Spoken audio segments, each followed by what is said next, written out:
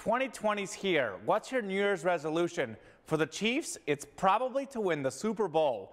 After 6 straight wins to close the regular season and a collapse by the Patriots, the Chiefs earned the 2 seed in the AFC in a playoff bye week. Kansas City also knows it'll host in the divisional round. It's a confident bunch as the offense has started to get healthy. Meanwhile, the defense has played great down the stretch. The Chiefs will get some much-needed rest, but keep an eye on their possible opponents.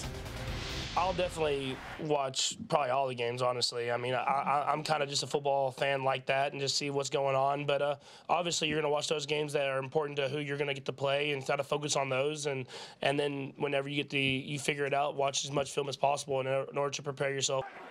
We don't know the opponent yet. Could be the Patriots, Texans, or Bills, but we do know the kickoff time.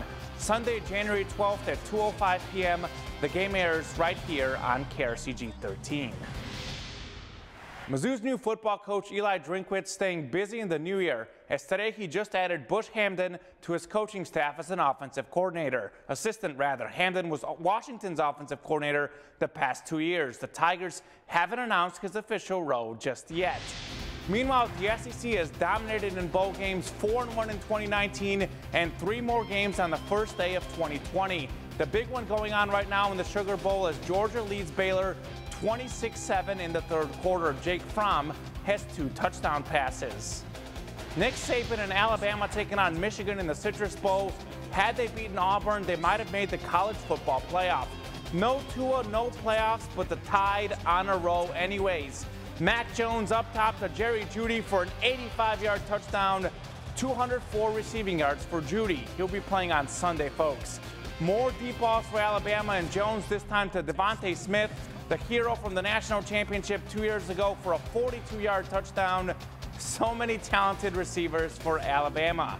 The Tide actually trailed 16-14 at the half, but Alabama in the second half, 21 unanswered points, 327 pass yards and 3 touchdowns for Jones. Najee Harris adds 136 rush yards and 2 scores. The Tide rose to a 35-16 win in the Citrus Bowl. Auburn, who ruined Alabama's season in the Iron Bowl, taking on Minnesota in the Outback Bowl. First quarter, look at Noah go. His last name hard to say, but it's even harder catching him. A 96-yard kickoff return gives the Tigers a 10-3 lead. Late in the first half, Tanner Morgan to Tyler Johnson in the back of the end zone. What a touchdown catch. 24-17 Minnesota. Take another look at this one. One-handed catch, gets a foot down, no problem. Hello, SportsCenter, top 10. 24 all in the fourth. It's the same duo, Morgan and Johnson, for a 73-yard touchdown. Minnesota wins the Outback Bowl 31-24.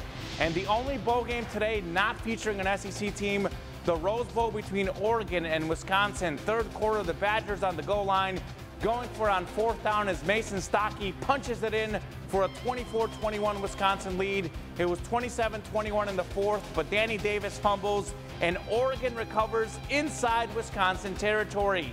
Very next play, Justin Herbert, the NFL prospect, known for his passing, but here he shows off his legs. Herbert down the sideline for a 30-yard touchdown. His 3rd rushing score in the Rose Bowl. That was the game winner too. Oregon takes it 28-27. From college football to high school basketball, Capital City just began varsity sports in 2019, and they'll start the new year with their first ever home basketball game tomorrow night against Iberia. Take a look at Capital City's brand new gym, a state-of-the-art facility. The Cavaliers have been hard at work practicing on New Year's Eve and New Year's Day for Thursday night's big game. Coach Darren Young's varsity roster consists of only freshmen and sophomores, so there's still so much to learn, and it's been challenging going up against some much more experienced teams, but the Cavaliers want to build something special.